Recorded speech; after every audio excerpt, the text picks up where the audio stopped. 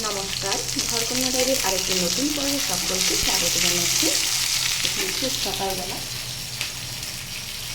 আমি উঠে রান্না বসিয়ে দিয়েছি। এতে আমি এখন এখানে ভেন্ডি ভাজি করতেছি, করলা ভাজি করবো, কলমি শাক কুচিয়ে নিয়েছি, কলমি শাক ভাজি করবো। আর এদিকে প্রেশার কুকারে দিয়েছি মুগ ডাল তাড়াতাড়ি সেদ্ধ হওয়ার জন্য। আর এদিকে হচ্ছে আমার ভাত বলে কুচে রেখে তারপর তুলে রেখেছি, আবার একটু দেবো, তখন ভাত হয়ে যাবে।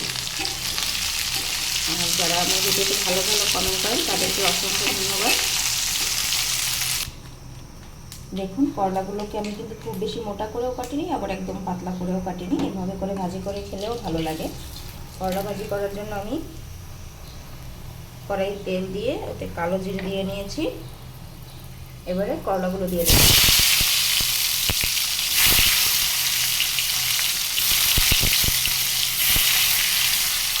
এভাবে করলা ভাজি দিয়ে ভাত খেতে কিন্তু খুবই ভালো লাগে, খেতেও হয় না ওরকম করলাটা।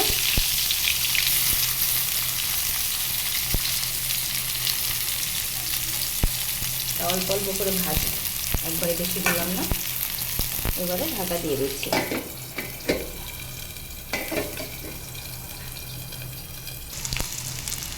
এটা দেখুন, একবার করলা ভাজি করে আমি তুলে নিয়েছি, এদিকে ভেন্ডি ভাজি, আর এই করলা ভাজি আবার আরেকবার দিয়েছি। এভাবে করে করলাগুলো ভেজে নিলে খেতে খুব ভালো লাগে, অনেক স্বাদ, গরম গরম ভাতের সাথে। খুব ভোরবেলা উঠে গরম ভাত, করলা ভাজি। আর দেখুন, এদিকে আমি কলমি শাক রান্না করার জন্য এদিকে দিয়েছি থেতো করা আদা আর কটা সর্ষে। তারপরে সর্ষেটা ছিঁড়ে যাবে চারদিকে, তাই ঢাকাটা দিয়ে দিলাম। আর এইভাবে আদা আর সর্ষে ফোড়ন দিয়ে কলমি শাক রান্না করলে কিন্তু খেতে খুব স্বাদ। এবার আমি কলমি শাকটা দিয়ে দেবো। দেখুন, শাকটাকে আমি ভালোভাবে উল্টে পাল্টে নেড়ে নেবো। আজকে শাকটা থেকে বেশি জল বের হবে না, কারণ আগে ধুয়ে তারপরে কেটে রেখেছিলাম, জল বের হবে না। দেখুন,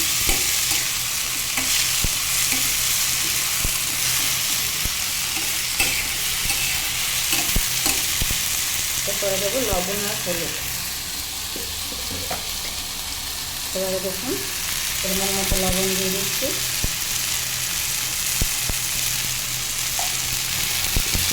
আর দেবো হালকা একটু হলুদ। এবার নাড়াচাড়া দিয়ে ঢেকে দেবো, আস্তে আস্তে হতে থাকবে, আজ কমিয়ে দেবো। দেখুন, এইদিকে আমার ভাত কত সুন্দর ফুটতেছে। আর দেখুন, এইদিকে আমার মুগটা প্রেশার কুকারে দিয়েছিলাম, কত সুন্দর সেদ্ধ হয়ে গিয়েছে। এবার এটাকে জল দিয়ে একটু নেড়ে চেড়ে। আর মুগ ডালটা রান্না করবো আজকে এই যে মিষ্টি কুমড়ো দিয়ে। মিষ্টি কুমড়ো কেটে নিয়েছি, আমি এখানে বসেই কাটি আর রান্না করি, একসাথে দুটোই হয়ে যায়। দেখুন, কলমি শাকটা কতটা কমে গিয়েছে। আর শাকটা কিন্তু বেশ ভালোভাবে নাড়তে হবে। শাক নাড়া যত ভালো হবে, শাকের স্বাদ তত বেশি হবে। অনেক ভালোভাবে নাড়তে হবে মিশিয়ে।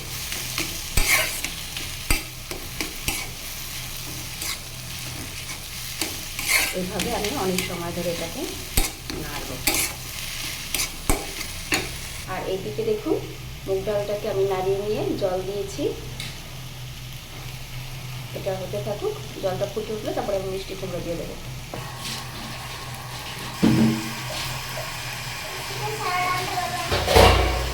দেখুন, ডালটাতে আমার কতটা ফেনা উঠেছে, এই ফেনাটা কেটে ফেলে দেবো।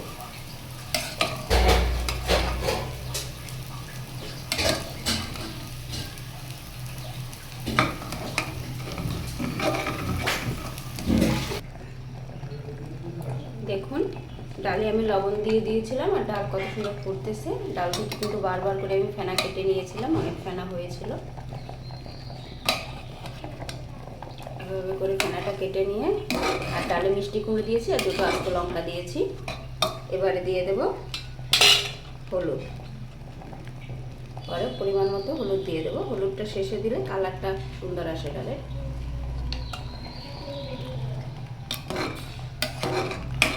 আর এদিকে ডালে ফোড়ন করার জন্য তেল দিয়েছি।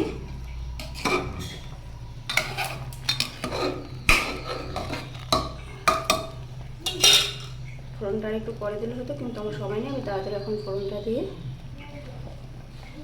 হয়েছে, আর দেবো না। প্রথমে দিয়ে একটু নেড়ে দেখে নিলাম হলো কিনা, তারপরে আবার একটু দিলাম। এবারে কড়াইতে তেল দিয়েছিলাম, আর দেখুন এখানে থেতো করে আদা নিয়েছি আর জিরে নিয়েছি ফোড়ন করার জন্য ডালে। আমি প্রথমে থেতো করা আদাটা দিয়ে দিচ্ছি।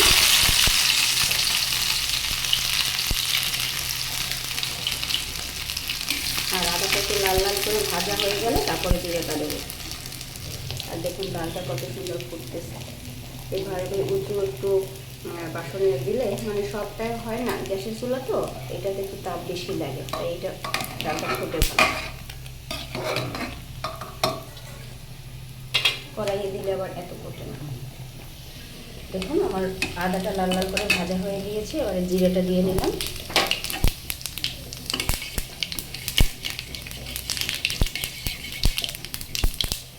আর দেখুন আরেকটা তেজপাতাও দিয়ে নিলাম। এবার ডালের ভিতরে ঢেলে দেবো। এই যে দেখুন আমি ফোড়নটা ডালে দিয়ে দিয়েছি, তারপরে ডালের কালারটা কীরকম এসছে। এভাবে তাড়াহুড়ো করে সকালবেলা ডাল রান্না করে নিলাম। এবার দেখি এটা সিদ্ধ হলো কিনা। কুমড়োটা, হ্যাঁ কুমড়োটাও সিদ্ধ হয়ে গেছে,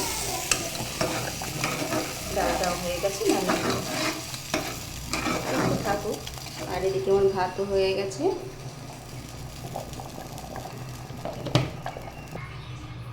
আর দেখুন আমার গরম গরম ভাত হয়ে গেছে, এক বাটি ডাল হয়ে গেছে। আর এখানে ভেন্ডি ভেজেছি, ভেন্ডি করলা ভাজি, আর হচ্ছে কলমি শাক ভাজি। আর এদিকে আলু সিদ্ধ দিয়েছিলাম, আর এদিকে হচ্ছে মুগ ডাল সিদ্ধ।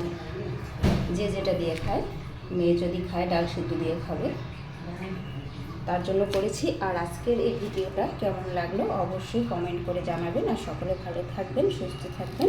আর দেখুন এদিকে সালাদের জন্য কেটে নিয়েছি আমি শসা, আর একটা এরকম কি ফল বাজার থেকে কিনে নিয়ে এসেছিলো।